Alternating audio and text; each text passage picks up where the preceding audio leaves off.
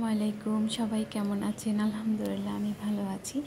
এই তো চিন্তা করলাম তালের কেক পিঠা তৈরি করব। তো আমি এখানে কিছুটা তালের রস নিয়েছি, কিচমিচ দিয়েছি, বেকিং পাউডার, বেকিং সোডা, তো কিছুটা ময়দা দিয়েছি। ময়দার পরিমাণটা একটু কম, চালের পরিমাণটা যতটুকু লাগে অতটুকু দিয়েছি। তো এরপর আমি পরিমাণ মতো মিষ্টি দিয়েছি, মানে চিনি দিলাম। চিনিটা মানে যার যার স্বাদ অনুযায়ী কম বেশি মিষ্টি তার উপর নির্ভর করবে। তো একটা ডিম দিয়ে দিলাম, এরপর নারকেল কোড়ানো দিয়ে দিলাম, এরপর আমি কিছুটা বাদাম কুচিও দিব, তো কিছুটা লিকুইড দুধও দিব। এটা না থাকলেও নাই, সমস্যা নাই, তো আমার কাছে ছিল তাই দিয়েছি। তো এই যে সব কিছু দিয়ে লিকুইড দুধটা দিয়ে ভালো করে মেখে আমি পরে ওই যে বাদামটা দিয়ে দিলাম।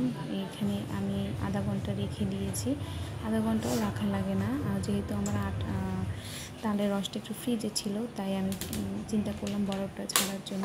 তো এখানে আমি একটা বাটি নিয়ে নিলাম, তার মধ্যে কিছুটা তেল ব্রাশ করে নিলাম, এরপর আমি যে ব্যাটারটা দিয়ে দিলাম, দিয়ে আমি একটু বাইরে দিয়ে দিলাম, এরপর আমি এতে কিছু নারকেল কোড়ানো, এরপর এটা আসলে অপশনাল, মানে দিলে ভালো লাগে এই আর কি। এরপর আমি কিছুটা বাদাম কুচি উপর দিয়ে দেবো, দেখতে ভালো লাগে এই আর কি। এরপর আমি ফ্যানে একটু কিছুটা গরম পানি নিয়েছি, তো এটা নিচ বরাবর যাতে পানিটা ফুটে উপরের দিকে না আসে, ওটা মাছ বরাবর পানিটা দিব। দিয়ে আবার একটু খেয়াল করব পানিটা কি আবার ভিতরে পড়ে যাচ্ছে কি না। তো ওই বরাবরই পানি দেওয়া লাগবে, একদম টিফিনের নিয়েছে আমি এতটুকু পানি দিয়েছি। তো আমি আগে পাখিটা গরম করে নিয়েছি, এরপরে আমি আমার কেক পিঠাটা বসিয়ে দিলাম। তো আসলে অনেক তুলতুলে হয়েছে যখন খেয়েছি, আর দেখতেও মাশাআল্লাহ অনেক সুন্দর হয়েছে। এই তো এরপর আমি হালকা একটু চেক করতেছি, মানে কেননা বোঝার জন্য যে হয়েছে কিনা। তো দেখলাম যে কাঠি দিয়ে হয় নাই, আরেকটু হবে। তো এর মধ্যে আমি কিন্তু পানিটা চেক করছি, যে পানি যখন চেক করতে আসছি পুরো পানি শুকিয়ে গেছে। আপনারা এটা পাতিলেও বসাইতে পারেন, আমি কিন্তু তালের ভিতরে ঢাকনা দিইনি, উপরে যে পাতিল তার উপরে ঢাকনা দিয়েছি। এরপরে তো আমি কাঠি দিয়ে চেক করলাম, ক্লিন আসছে, তার মানে হয়ে গেছে। তো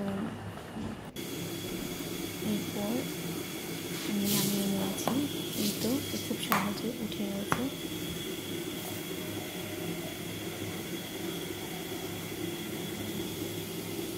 এখন ছুরি দিয়ে পাশটা একটু ঘুরিয়ে দিব, এরপর এটা নামিয়ে ফেলবো।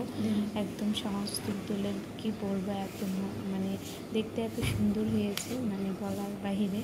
নিজের কাছে ভালো লাগে যখন কোনো কিছু নিজের হাতে তৈরি করি, সেটা যদি পারফেক্টলি সুন্দর হয় তখন আসলে নিজের কাছে একটা অন্যরকম ফিলিংস কাজ করে এই আর কি। তো সবাই ভালো থাকবেন, আমার জন্য দোয়া করবেন। আল্লাহ হাফেজ।